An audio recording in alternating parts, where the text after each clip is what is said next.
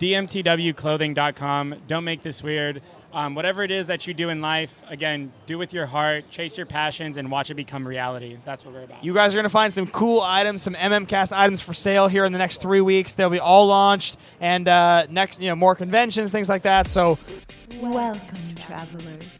We're aware that your journey was difficult, but prepare to have your questions answered, for you have been granted an audience with the Masters of Modern. And welcome back to Masters of Modern. I am your host, Alex Kessler, here with my co-host, Ben Bateman. What happened to your delivery there? You just lost all of your smooth. That wasn't smooth. I thought that was a smoother. I think normally I'm more of Masters of Modern. This is Alex Kessler. I feel like I'm more of like a spaz though, like the and welcome back to Masters of Modern. And to those of you who just found our podcast, Sunday. To those of you who just found our podcast for the first time, I promise you we talk about magic. Let's get into the show. And the movie Suicide Squad. No. Stranger Things, the TV show. Kessler basically was game, just like Pokemon Go. Kessler was pretty much just like, well, our about podcast Harry got Potter popular. Our podcast got popular, and I want to find a place that I can talk about things I love. Rather than starting another podcast, I'll just hijack the Magic podcast. Harry Potter and the Chain Shop. Let's start this episode over. Why? I think this was great. We just yelled and talked. No, over we're each keeping other. all this. All right, so today we're talking about tempo. Okay. But we should get all of our little shout-outs out. Oh yeah. Okay, let's see. Let's see if we can So- rattle them off. All right, so first off, Twitter. Yep, we're on Twitter at the At MMcast. DMTW. If you want to interact with us, this is probably the best place. Currently, I just asked everyone a question that we'll probably talk about later in the podcast, so follow us there. Our Patreon, it's how we do a chunk of the things we're able to do. Yeah, we're like recently we've bought like a new mic, and we have been buying small little things, and as we develop this video setup that is getting closer and closer by the week, which is very cool. There is Move forward. We got a guy like our friend Mike. We're Yeah. able to give him some money so he has the time to start posting videos. yeah, he's like our engineer. Verge with things And and then- helping us with our other videos. And We are personally on Twitter. I'm at Ben Bateman Media. I'm Matt Kess Wiley. You can also find the MMcast on Twitter on Instagram and Facebook. We're at the MMcast across the we board. don't have a Snapchat though. We don't have a Snapchat, but Instagram's killing that anyway, so it's fine. Yeah. And then That's not gonna happen. yeah, and then of course we need to remember to mention every week our amazing partnership with DMTW Clothing. This Yeah. lifestyle brand. These guys are awesome. We have a playmat that we just made for sale last week, and there's like a few left, I think. Our Patreon members are getting the first few of them. They're signed and numbered. There was only 25 in this first run. Kessler and I kept one each. We are sending out the handful of the Patreon, and then there was like 15 or 16 left for sale, and there's a few of them left, I think. Definitely go to DMTW Clothing. We're running a promo right now. Yeah, they're sweet. You get to know what we look like. Yeah, They're, like, it's a plain really sweet. It's a really cool mat. Like Yeah. it looks totally awesome. I'm really proud of it. I think you guys should check it out. And there will be more of this probably product released eventually, but they won't be signed and numbered. That's what so I think of if you're like, well, like I kind of had the old mat, or I don't want to be playing on Ben and Alex's faces. Remember that if this mat does well, which it is doing well, but if it does super well with your help, other cool stuff will come. yeah, there's along more the line. products we're working on. But yeah, go to DMTWclothing.com. Sign up. There's a promo. If you sign up with your email address, join their list, you'll be entered into a drawing to win one of these mats that we're going to be giving away. That's the squeaking of the mic stand. And of course, Well, those are pet mouse that we just keep. check out our sister podcast, The Command Zone, at Yeah. rocketjump.com. Jimmy and Josh. We got to play Magic with those guys, the two of us with them last There's, like, week. a picture. It was crazy. Yeah, I haven't played. people have recommended, and I kind of would love to do this. A episode where we not telling, like for April Fools next year, Yeah. not telling anyone, switch podcasts for Oh, a week. okay. Where we do the Command Zone and they do Masters of Modern. Right. Which would be pretty great because other than me, none of you play the other person's format.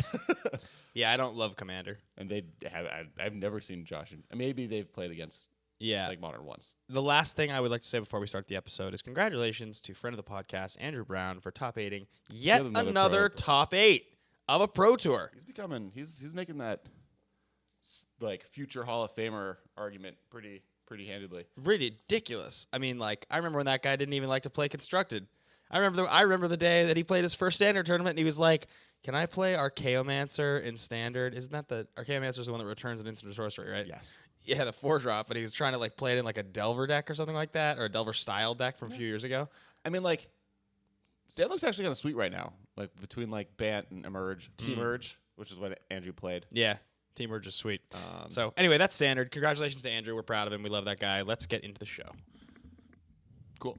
Cool. Talking about tempo. We're talking about tempo decks today. Everything you need to know about tempo. Next in our series of the Everything You Need to Know playstyles. Yes. Which just happened because I, without realizing, created a naming convention on Twitter or on our episode naming thing because I am a man of habit. Yes. Yeah. So, how's today going to work? What is tempo? What is tempo? That's what we're going to start with. It's Tempo it's is like when you're playing an instrument. And you have to, like, keep on pace, and there's like the little clicky thing on the piano. Yeah, I mean tempo is a style of playing Magic that is about temporary advantage, pressed turn by turn. So you're not throwing haymakers. You're doing things that temporarily swing the game in your favor, gaining incremental advantage. Capitalizing on it immediately. Yeah, capitalizing on it immediately. It's about gaining advantage in the small windows created by those temporary advantages. There have classically been a lot of very famous tempo decks. Tempo's not always something that's good in every format, is the thing. The most famous tempo deck of all time. I don't know if that's true. I think pretty much every format Has has a a tempo deck in it. Definitely. But for instance, tempo in Modern has gone in and out of being playable. But I mean, I guess my point more is that like every format has a tempo deck that's tier 1 to tier 2 for Right. sure.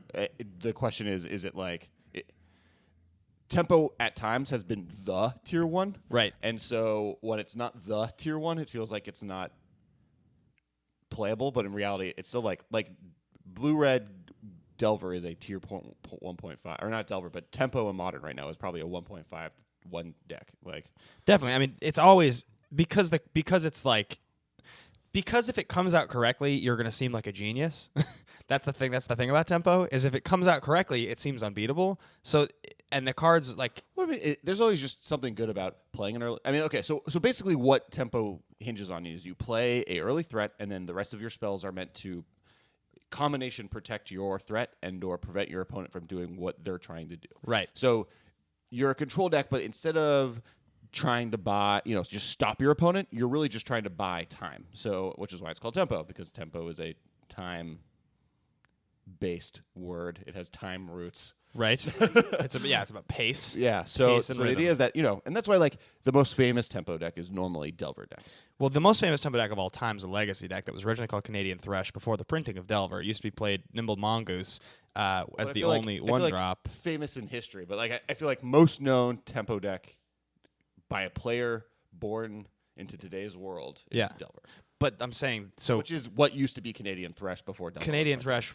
Delver was printed, and then it Actually, I became... don't know if I could say Legacy is any more like a deck that's good in Legacy is It just the most famous became version. Rug Delver, and then when Modern was created, they tried porting Rug Delver over, and it Well, no, has but you taken remember different like forms. blue white and blue white red Delver was like a standard format dominating deck on the level of like what Jund was and Yeah. what Valakut was and what Fairies was. So, like, Definitely, I played it. It was fantastic. yeah. So like I think that's where that Delver. I think the Modern version, because the first Delver decks that were good at Modern Right. were blue white red ones, which were pretty much just straight up ports from that. Then people started messing, and then and people tried Teamer. Like those are the two sides you can come In the Modern on. original, You yeah. can either come from Legacy or come from Standard. Right.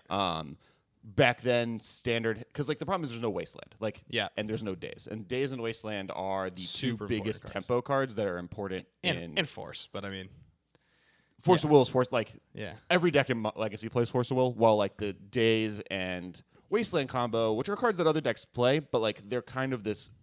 I play Delver on turn 1, and now you won't play another spell for the rest of the game. Yep. And eventually, and so that's kind of what these decks try to do is they play an early threat, like turn 1, turn 2, get a threat on the table, and then for the rest of the game, you're locking your opponent out, Right. so that your one little threat, be it a 3/2 flyer for 1 or a 2/1 for 2 that creates tokens every time you cast a spell, or Tarmogoyf, Right.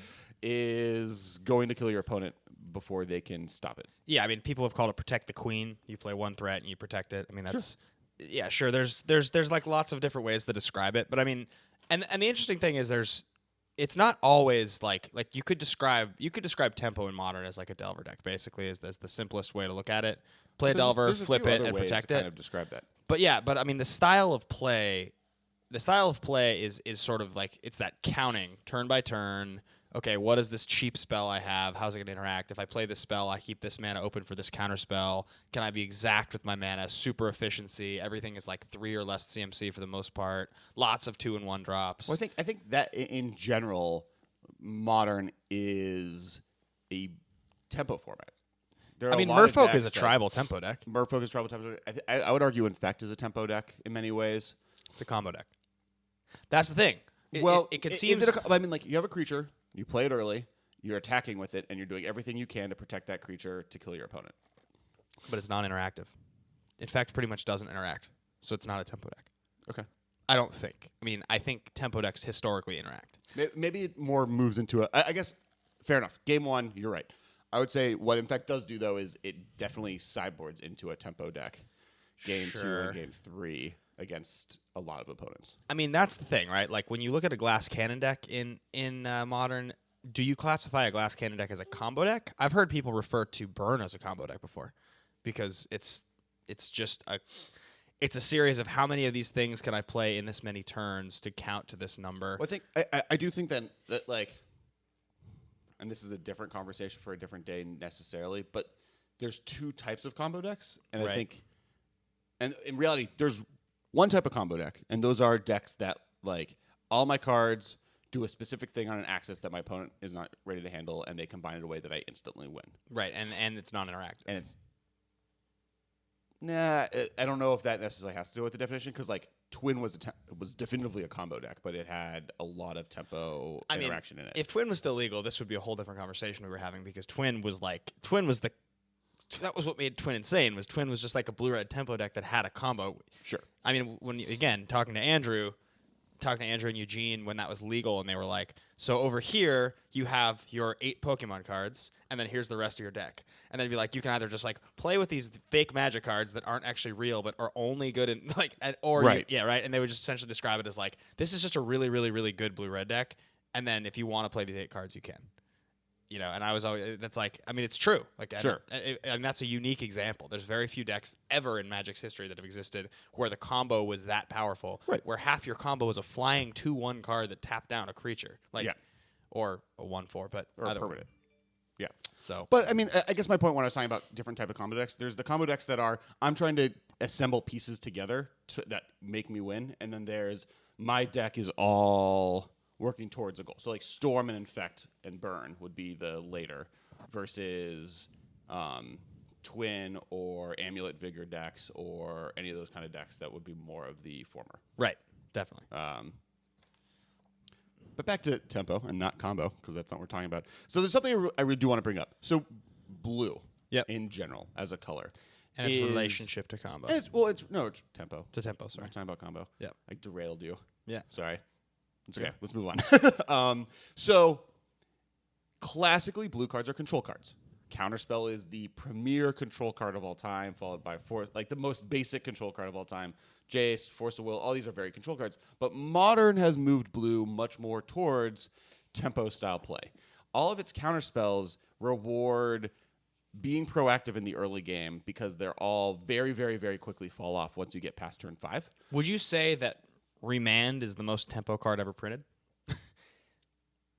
It is like the definition of tempo. I don't know if most, because like Unsummon, Daze is also like Yeah. Daze is awful after turn 3. True. Yeah. I mean, Remand. I'll give you that. So in Modern, I think Remand is the most tempo card that exists. Yeah. It's a temporary, cheap, efficient counterspell that draws you a card that doesn't actually answer the question long term. I mean, that's as tempo as it gets. Vapor Snag is a super, super tempo-y card. It's not anywhere near as ubiquitous as Remand. Yeah, I'd say like Vapor Snag. I think actually I've been testing with Vapor Snag recently, because I've been testing with tempo decks. Yeah. Getting back to my Geist roots, but I think Vapor Snag is heavily underplayed in Modern. That card's just That sweet. card is like very nuts. Yeah. Like, Especially with Snapcaster. just like I mean, that's what people used to do in Standard. That was awesome. That was so Yeah. much fun. That was great. I loved Vapor Snagging with Snapcaster. I'm currently playing a deck that's playing like 3 Vapor Snag, 4 Path, 4 Lightning Bolt, and I'm just like, you're never gonna have a creature in play. Yeah, I mean, so whenever that happens, things swing away from creature decks. But and also Snag's distinctly bad against decks that have like tons and tons of ETB effects. Sure. Yeah, Which so- is like collected company decks, which are good in the format, though. Yeah, snag against Kitchen Finks is the worst thing ever. It's like so bad. Yeah, but when they're getting 2 life, you're snagging it, and then you're swinging it with Geist of Draft and doing 6 to their dome. Yeah, it's slightly true. better. Right, and I mean that's so you're defining tempo right now because long term, if they can continually replay that, and they're gonna win. But Yeah. if you can like that one turn where you're like, all right, I'm gonna remand this guy, they'll lose 1, then I'll swing for 6, they'll replay it, they'll gain 2, and then I'll flash it back. Same deal, and I win. That's kind of the definition of what tempo looks like. It's like not really worrying about them gaining life, not really worrying as much about what they're doing. Well, it's interesting because it's a type of deck style that ignores card advantage, which is the opposite of what classic control is. It's the opposite of what Jund does. Like, because I've been on this podcast arguing many a time that Jund and Junk are the true control decks of the format. right. Jund is a deck that you're playing a bunch of cards that stop your opponent from doing stuff and slowly grind them out till you win. Because it plays Tarmogoyf. That's slightly disagrees with that statement, but Right.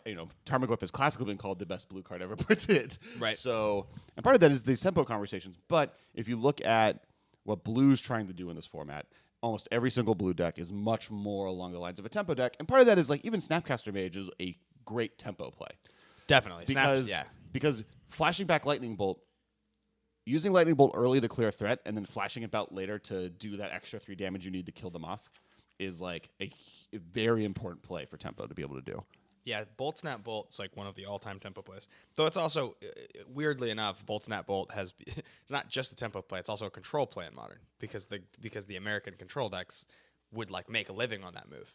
Right, but the control decks I feel like enjoy more the path plan, where Sure. like you're getting rid of that creature forever. It handles any creature you could possibly play. You're just who cares how many lands they have because what you're going to do is be more powerful, Right. And your removal spells are just going to be able to handle anything in that deck anyways. Versus Bolt Snap Bolt, which is like I'm taking you out from 6 life to 0 this Right. turn. Yep.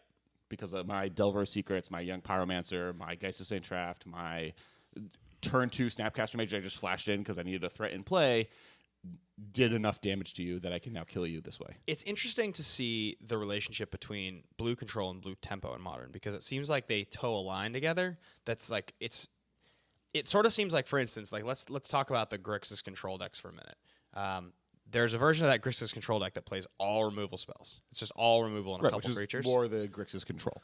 But that same version of that same deck sub in 4 creatures and it can feel exactly like a tempo deck. Right. It subs in the Delve. Yeah, easily because all you're Dramatic doing Anglers it's the and- same thing. and, You're playing yeah, a bunch Tassigers. of it's that spell velocity. It's when we talked to Chapin on that episode and he was telling us about how like it's not about getting card advantage off of a single card. It's about stringing together 1, 2, 3, 4 cards in a row that are maybe each gaining you half a card or so. Right. And that's that momentum, that spell velocity, eventually gelling together to create that advantage, which is sort of like that's a weird hybridized kind of like control meets tempo style of play. Sure. I mean, like what I mean when we talked about this episode, but spell velocity is the effect that it's not how many cards you're drawing. It's not spell advantage or card advantage. It's how many cards you're seeing throughout your game and how you can capitalize on those to take advantage of your opponent to stop them just long enough to kill them. Right. And that is all what tempo is. Like literally the way these decks work is I'm trying to just kill you as soon as possible, but instead of comboing out, which is what a lot of decks do, like Infect, or even like Death Shadow Zoo, these are decks that are much more trying to play a more fair game, but stop you from doing what you're doing once their game plan is online. Right. Which is like the reason Delver is such a premier tempo card, even though I currently think it's not that great in Modern, Right. is because turn 1, what cards are people playing turn 1? Serum Visions? Serum Visions. Delver of Secrets? Burn plays cards because it's Burn. Yeah, Burn plays cards because it's Burn. I mean, in fact, we'll play like A 1-drop creature or Hierarchs. But most of the Companies 1-drops will play are so you have like mana creatures. it's a pretty free turn. There's not a lot of interaction you have to do on turn 1. You have time to just kind of lay out a threat and then protect it from that point on. Yeah. Which is why Delver is classically one of the better tempo cards. And we were talking about earlier that I think actually turn 2 now is becoming a little bit more important. tempo friendly as well. Yeah, I mean, you don't have to answer in Modern like on turn 2. You can't just the amount lose. of threats like Infect and Burn are the only 2 decks I can think of that have threats, and maybe Affinity, that you have to answer their threat turn 2 or you lose. I mean, Modern's not designed to be a format where you lose on turn 3. So you have that extra turn to kind of find the answer you need to answer what they're doing. There's a few decks that like definitely propose a problem, like Death Shadow Zoo can run on turn 2, turn 3. Infect can do it. There's a version. I'm sure there's a version of Storm. Like if they get the Stone Cold Nuts, I think they can still win on turn 2. Yeah, and then Elves is another deck that like if I'm playing tempo, like if I don't answer their Elves early, they'll just snowball out of the way for me. What's it called? The Arcane Resurrection instant speed 2 mana thing. Gora's Vengeance. Yeah, I mean it can't win, but it can like. No, Gora's Vengeance can win on turn 2. It still can. Yeah, they didn't ban anything out of it. Oh, because the whole thing with the shoal, right? Yeah, but Grizzle brand. I was thinking about cheating in something giant. Anyway, so yeah, they do cheat something. It's called Grizzle brand. Yeah, there's a few. So there's a They draw few. 30 cards. There's a few decks. There's a few decks that can do it, but that's not common. And you're not going to ever construct your deck to be able to like actually combat a turn 2 win in Modern. That's stupid. You even probably wouldn't build your deck to combat a turn 3 win in Modern because they're still very rare. I do think we still do. Like we talked about a long time how Splinter Twin decks prevented turn 3 plays, and I think the format is definitely much more wide open to people playing turn 3 or 3-drops, sorcery 3-drops that aren't in black. But I also think, in fact, Affinity, Burn all still punish the 3-drop a little bit more heavily than allows you to play them. Looking back now, do we actually think that the banning of Splinter Twin was the correct move? Yes. Right? I mean, the format definitely is more healthy now. The one argument I'd make is it a more fun format, I guess? And I think it is. Twin, I think what Twin did is like, it allowed us to stand in this place where we knew the format so well, we had discussed it so many times, that you had this like very clear understanding of what you could and couldn't do in Modern. Sure. And I think now it's a little bit more wide open, which is a good thing, but it's also like hard to understand what's good and not good anymore. Right. It used to be sort of easy, like.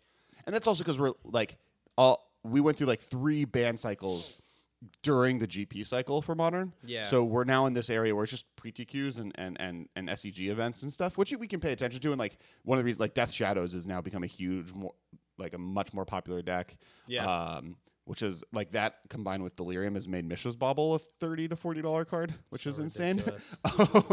But if we look at kind of what the different decks that are available, a lot of them, they're just kind of, there's the really aggressive creature decks, there's the mid-range decks, there's definitely a good cycle of decks. I do want to do an episode one day on no ban list Modern.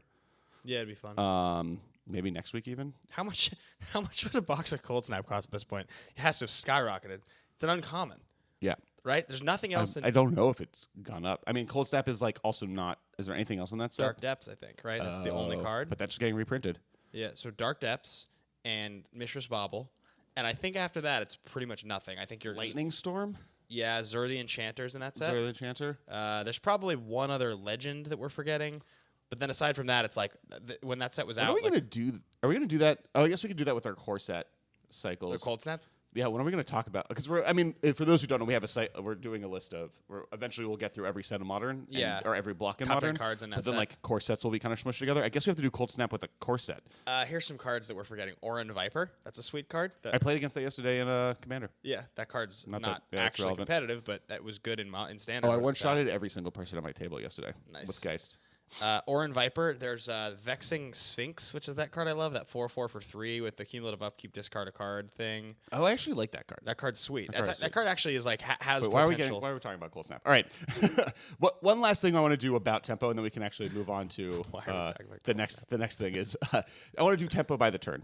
I want to Okay. go through each turn of the game from turn 1 to turn 6+, and kind of talk about what the deck is trying to do and should be doing at that point if the plan is going well. Okay. Turn 1.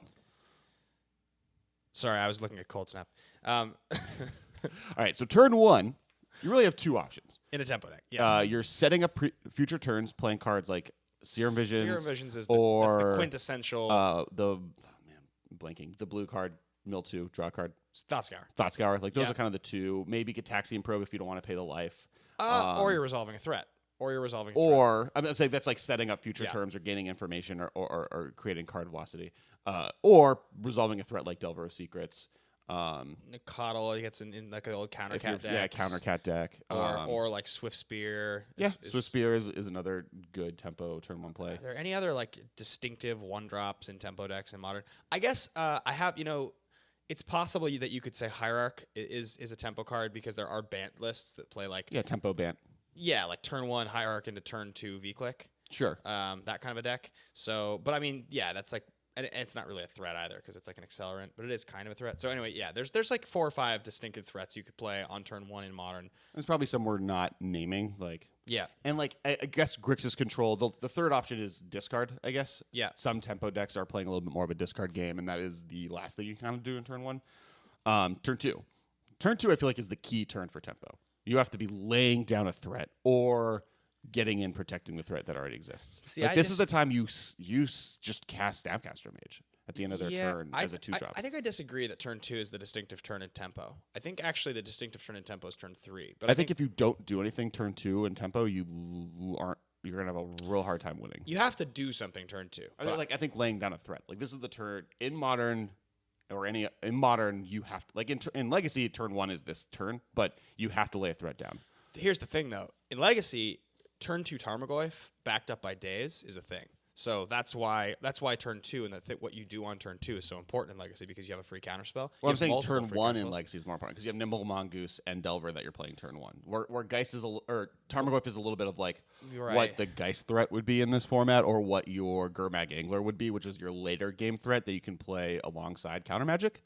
Where in this one, like Pyromancer, Snapcaster Mage, like you need to be playing. Right, so like something that get just aggressive. So like turn 1, Seer Visions, hold open, remand on turn 2 is like probably not good enough. That's pretty control-y unless you have V-click on turn 3 or something. Yeah, I feel you on that in that sense. I was gonna say I think we talked about earlier. What are they doing on turn 2? What's the best thing your opponent can do in turn 2 in Modern? Other than the few examples we came out where they just like insta win. For the most part, they're playing a Bob, they're playing a Tarmogoyf, they're playing. Maybe a young Pyromancer. Yep. Maybe out of Burn you're getting Eidolon of Great Revels. You're getting out of Storm Electromancer maybe. But like these are things that you could Lightning Bolt on your upkeep or on your turn without much damage to you. Or decide that if they played it, if you're on the play, you're on the draw, you can Lightning Bolt it if you have to. But in reality, you should be either getting rid of something they're doing or playing a threat, and I don't think holding up Remand is a good tempo play. No, and I mean, I suppose there's nothing really that can be played against you on turn 2 that's just a hard threat that worries you if you are a push damage tempo deck. Because even if it's like a combo deck and they play like Anafenza or Malira on turn 2, it's still just, okay, kill it or snag it or something, or even just... Right, like when I say you have to do something on turn 2, that includes bolting the creature that they played. Going card for card is fine, it's just... You need to be doing something, and turn 2 is that turn. And most of the time, it should be playing a threat, unless they play a threat that's more dangerous than your threat. Anafenza, if they go turn 1 Visceracy or turn 2 Anafenza, get rid of the Anafenza. If they play Gore's Venge is the one deck that's just like, well, you lose. I mean, like, what are you going to do? But like, that's also just next game you play a much more controlly game, and you just know that that's what they're going to do. I think the other thing too is that like, based on your hand, this is why I say turn 2 or turn 3. I mean, they're distinctly the 2 most important turns for sure. Because by turn 4 in Modern, you should be... There's a couple things happening. You're worrying about a much stronger thing your opponent can be doing. They're actually getting to the point of like being able to win with a normal curve. Mm-hmm. And also, you should be able to do a couple things. You should be like, by turn 4 in a tempo deck, you should be angling to like, how am I going to win in the next 3 turns? Like, I probably, you should be setting up for it. So... I think turn 2 is if you have a threat-heavy hand, so you can afford to play that Tarmogoyf and have that Tarmogoyf get pathed if that's whatever. Like if you have another Goyf, or if you don't, if it's a hand with like a bunch of spells, maybe like a Spell Pierce and a Goyf, that's where you probably resolve the Remand on turn 2, play the Goyf on turn 3, holding open Spell Pierce to protect it. And I think that's the kind of game plan you have to decide based on your opening hand, because tempo is distinctly the kind of deck. I mean, tempo decks, and historically you've seen this examples like in Fairies back in the day was a great example of this. Twin was just like this, where you have to make the decision at some point. Are you going to go from being interactive control to aggressive? And that's gonna depend on the who's the beatdown? Like, that's always kind of the discussion. and it depends on what's in your hand. So like I said, if you start the game and it's like 2 Serum Visions, 3 land, 1 Tarmogoyf, and a Spell Pierce, like, all right, you're going to probably play Serum Visions on turn 1. You're going to hope you draw a second threat. And if you don't, you might sandbag that Tarmogoyf until turn 3 holding open Spell Pierce because it's your only threat. And if you don't draw another one, and on turn 4 you haven't done any damage, probably not looking that good. You have to draw a lot of threats to win the game at that point. So that's, I think, where the difference between turn 2 and turn 3. And I would say tempo decks historically probably play between 12 and 16 creatures, usually. I guess 12 is a little light. 12 is the minimum. Yeah, 12 to 16, but rarely past 16. I've built ones. I think 12 is probably. I would say 14 is the average. Yeah, with like 2 higher end threats and the 12 to what 4. I've gone as high as 18 before. Historically, like threat 17 and 18 are 2 copies of V-Click. Whenever I build decks like this, okay, and you cut down, to 17 if you're trying to make room for the extra land or something like that. But yeah, I think I would still say that turn 3 is the most important turn in a tempo deck in Modern. I think it's your opportunity to sort of like jump whatever hurdle is in front of you by like dodging their removal spell or like playing a threat and holding open a piece of counter magic, something like that, right? Mm-hmm. Or it's like play your threat on turn 2, they do their thing on turn 3, and then it's like you kill that thing and hold open counter magic for your threat that you're now protecting. Something like that, right? Right. Or maybe it's like you snag their blocker, holding open remand, and now you're setting up like this. Okay, I have my Tarmogoyf. It's got 4 damage. That's the plan. So anyway, yeah. So that's turn 2, 1, 2, 3, and then basically it's kind of 4, 5, and 6 plus, where it's all stop your opponent or you lose. I mean, by turns 4, 5, and 6 in Modern, your opponent will be doing something. You can't stop everything they're doing. You're not a control deck. You're not like a straight up, I have an answer for everything you do, because otherwise you wouldn't be able to push damage efficiently. Sure. So it's kind of like when people say to you, oh, Goblin Guide was another card that we forgot on turn 1 that shows up in these decks. That's much rarer, though, I feel like. Yeah, I mean, I guess Swift Spear is more the... Yeah, which is... and there's a few things... I mean, let's finish the turn things. There's a few... I want to talk about tempo in relationship to some of blues, tempo, and relationship to other colors. Right. There's at least a few things I want to talk about, but so turn 4, 5, and 6. Well, so I think what starts to happen is, like, somebody will say to you... All right, good example. When people are talking about burn, they'll say Goblin Guide's the best card in the deck. Usually that's like guys that play like mono red. They'll tell you that that's the best card in the deck. And I'll say to them, like, okay, how much damage do you have to get out of a guide to feel like you got your money's worth? And I've heard people say, like, okay, you need a minimum of 4. You almost will always get a minimum of 4. And if you get 6, that's just gravy, right? If you get 6 damage out of a guide, that's like, oh my goodness, this is 1 mana. So consider the same thing for the cards in your deck, right? If you play a Delver on turn 1 and you flip your Delver and you actually are able to get in with it twice before they kill it, you get 6 off a Delver, that's 1 mana. That's fantastic. Sure. You have to have enough threats in the deck to rebound from the fact that they're going to kill your things and interact with you. They're going to resolve things. They're playing powerful cards. So I think turns 4 through 7, it's a different game. It's like 1 through 3 is very much a chess match. It's very much like, okay, I've done this on turn 1 to set up this on turn 3. On turn 2, I have to hold this open. And if I don't have enough threats, I have to play this, holding this open to counter your spell. By turn 4, it's like, all right, how much more damage do I have to get in, right? What's my plan? Well, Are you at 9? A little bit more of a, how many bolts can I draw to kill you? Yeah, exactly. It's kind of like, okay, and this is where you'll see people sometimes flash in Snapcaster on turn 2 as just an aggressive threat based on the density of their hand. Threat density is everything. So that's, I think, what turn 4 is the first turn where it's like, is it my turn to push more damage? Am I getting super aggressive here? Do I have my foot on your throat a little bit? Or do I need to protect this threat? Or, like, I think it's kind of reading your opponent. Because by turn 6 and 7, you really have to be close to winning, if not having already won in a deck like this, because your card power is not high enough. The later turns in tempo decks are terrible. Like, they're just bad.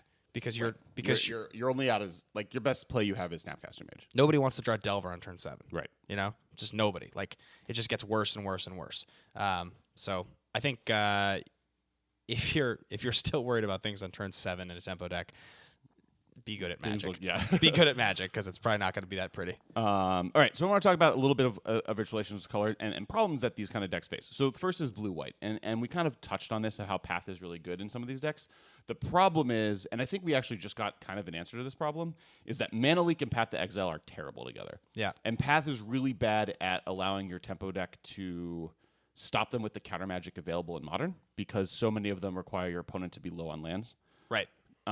Because of bounce spell. Now, the new counterspell that just came out, the Venser counterspell. Oh yeah, The one that- Unsubstantiate. I think so. One blue, one colorless, bounce a creature or bounce a spell on this deck. The Venser spell. Yeah, the Venser spell. Yeah. I think is better because the Mana Lake, at least, because late game, at worst, you can still bounce their creature to their hand Okay. and end of their turn. So instead of them just getting to recast it, it's still kind of buying you a turn versus Mana Leak or Remand, where sometimes you're just stuck. Like, they cast a Tarmogoyf with 4 mana open. Right. Remand's just okay then because you draw a card, but then you're just paying a cycle / target player needs to spend 2 more mana than they normally would, but they still have a Tarmogoyf. Right. So that's definitely something that helped blue-white. Blue-red, the main important thing is that this is a format where fetches are everywhere. Yep. And Snap and Bolt are really good together. Yeah, I mean, I think you would argue that blue red is the premier tempo color in Modern, or color combination in Modern, right? Yeah, and I've been arguing for a while that blue-red and black-green are the 2 best color combinations in Modern, Yeah, I think it's fair. by a pretty wide margin. I'm sort of surprised that blue black's never broken through. Just sweet Dimir decks. There's like so many good Dimir I cards. was talking to someone recently. I think the problem with blue-black is that blue-black was really, really good in a Magic world that had bad creatures, and creatures are just so much better Yeah. that blue-black just doesn't have the tools to be able to deal with, and non-creature like permanents are so much better that like blue-black, and spells are way worse. So like what blue-black was good against fighting against is not as good, and what blue-black is bad against is better. Yeah, true. I'm still going through these cold snap cards. Blue-green. Wow, that's an uncommon. Yeah. Yeah. Counterbalance is $33. That's I guess cold snap packs are very expensive because if you have 2 $33 uncommons in the set, Yeah, it seems pretty good. Yeah. Though I wonder if it's caught up to Mishra's Bauble being $33. I mean even the snow covered island is $1.50. Dark Depths being I would a imagine rare, Snow-Colored Mountain is the one that's more expensive. $57 for Dark How much is Depths. Snow-Colored Mountain? Snow covered mountain is $2. Yeah. Scrying Sheets is $6. That's a sweet card. Keep going. I'll keep looking. Okay. Braid of Fire is $10. That's the cumulative upkeep. You get them Yeah. red mana. Card's cool. Really bad in Modern because of Abrupt Decay. But Yep. all right, so let's stop looking at. All right, so that's kind of tempo. We're at the 37-minute mark. Yep. I do have a vampire list that people kept asking about online, and so we're going to talk about it. Cool. Another brew because we're in Innistrad. How many times do we get to talk about spirits, vampires, werewolves, and zombies? And we asked some of you guys recently, like, were you interested at all in us doing a brew each week, even if it is just for a few minutes? And some of you liked it, so here we go. So, vampires. Sweet. Currently, the deck is playing 31 creatures, 31 7 spells, creatures. and 22 lands. Wow. It definitely is a little bit of a madness deck. Okay. Its reach is built off the fact that Blood Artist exists. Yep. And so and it's a vampire. So like late game, you get a Blood Artist in play, and you have Blood Ghasts, Viscera Seers, and you can kind of just have this cycle drain situation. Right. But it also has just the fact that Vampire Nocturnus, if you have a black card on top of your deck and you have enough creatures in play already, just outright wins you the game. Vampire Nocturnus is super sweet. So that's the 4-drop black 1. It's 1 black, 3 black 1. Yeah. 3/3. Play with the top card of your library revealed. As long as the top card of your library is black, Vampire Nocturnus and other vampire creatures you control get +2, +1, and have flying. That card's so sweet. Yeah, it's like pretty nuts. Never gets played. Things that like have changed is there's a lot of new vampire cards, and the deck's currently playing 12 red spells between 4 Lightning Bolt, 4 Falconwrath Gorger, and 4 Stormkick Noble. Falconwrath Gorger is kind of one of the key cards of the deck, though. So, like, this is the first 2-1 for 1 with upside that's ever been printed in red. Is that really true? Yeah, this is not even a drop. There's no drawback on this card. The 2-1s and the 2-2s are always like if you take damage or you can't block. It takes damage. It can't block. Right. Like, this is blatantly just a 2-1 for 1 Right. with no downside. Sweet. technically a huge upside because the fact that it gives each vampire creature you control madness Yep. is kind of a huge game because you get to play cards like Air Falcon Wrath and the new Lord, which kind of makes the deck possible. Stormkirk Condemned, which is the black discard a card. Stromkirk? Yes. Stromkirk? Strom. Oh, there's an R there. Stromkirk. Yeah. Sage. Vampires you control get +1/+1 until end of turn. Active ability only once each turn. But like, first off, Bloodghast is great with this. Yep. Asylum Visitor is a really good card in this kind of I format. love Asylum which Visitor. is like the other one that kind of pushes the deck over the top. It's a 3/1 for 2. Yep. Which is already like Borderland, a thing you could consider playing. Right. Has Madness for 2, black and colorless, and then at the beginning of each player's upkeep, if that player has no cards in hand, you draw a card and lose that 1 life. Okay. So late game, you get 2 of these in play. You're drawing 3 threats a turn to your opponents, and maybe even more if your opponent has no cards in hand. You start getting very, very deep into the land of velocity and threats. We've talked a lot about Asylum Visitor on here. It's just like we think that card's just like very pushed and hasn't actually seen like anywhere near enough play. So what are your 7 spells? 4 Lightning Bolt, 1 Call of the Bloodline, and 2 Dismember. Though I think it's correct to do if you Inquisition of Kozilek's over Dismembers. Call of the Bloodline? Call of the Bloodline is the enchantment that's like an All-Star in Shadow of Innistrad. It's like one of the most important cards in SOI draft. It's a black and a colorless enchantment. Oh, I know this one. For 1 mana, discard a card, put Yep. a 1/1 black vampire knight creature token with lifelink onto the battlefield, activate this once each turn. And this, because this is one of your Madness enablers. It's one of the madness enablers, but it also like gets a lot of tokens in the play and makes every land you draw late game a 1/1 lifelink vampire, which is okay, but also just can be nuts because it's a lifelink is the ability to not be underestimated, and the fact that with Vampire Nocturnus, these get real big real quick. What's the name of the vampire that you named where you discard a card to give your vampires +1/+1 till end of turn? Stromkirk Condemned. That's the card. Yeah. Okay. I said it correctly. Yeah. Yay! I mean, yeah. It feels like the tribal density here was pushed pretty heavily, pretty well. Like the whole deck is 1-drops and 2-drops. It's playing 4, 8, 10 1-drops. Actually, I can do this with a little graph. 14 1-drops, 18 2-drops, 2 3-drops, and 4 4-drops. This Between deck 3 would Vampire Nocturnus and 1 Kalitas. This deck would outclass my Spirits deck. I'm pretty sure Maybe. it would. I mean, I think we just bum rush it. I think. Yeah, maybe with the weird 4-drop that locks things down. Except that the weird 4-drop that locks things down might actually be like my best bet against you because it's big enough to block and it has an interactive but element. like turn 4, hopefully. Yeah, I mean maybe. But then I have Blood Artist, Viscera Seer combo where I just like sit there and let you do nothing and drain you for. Lingering Souls would be good against you. It would protect me, but it's true. The Blood Artist thing is tough. Right. What's cool about the deck is it has a few different plans of attack that all kind of attack. And that's the key to these kind of decks. Like Merfolk has this, like Elves has this, where you need to have multiple directions to attack your opponent from. Right. Otherwise, your deck doesn't, like, it can be just handed out really easily. If you're an aggro deck that's only trying to attack your opponent, you're not going to get very far. But the fact that this deck can very easily go from, I'm trying to attack my opponent, Right. to on the ground, to I'm trying to attack my opponent with flyers that are much bigger because of Vampire Nocturnus, to I'm trying to get my Kalitas big, Right. to my Blood Artist, Bloodghasts, and Viscera and Sack Outlets are just going to make my creatures much bigger, or just drain you for life, is a very strong versatility that the deck kind of has access to. Right. It's kind of like Affinity being able to win with Growper, Aether Grid, whatever that card's called. Yeah. What's that card called? Yeah, Growper. You're asking me how to say a card correctly. So that's the deck. I mean, obviously, control. It can move into a little bit more of a control game plan with adding Kalitas and Olivia. I actually am playing 1 Vampire Hexmage on the sideboard for those pesky planeswalkers that are out there because I think that's sick. But Are you playing any Chronozoas? no, why? Because of Hexmage? No.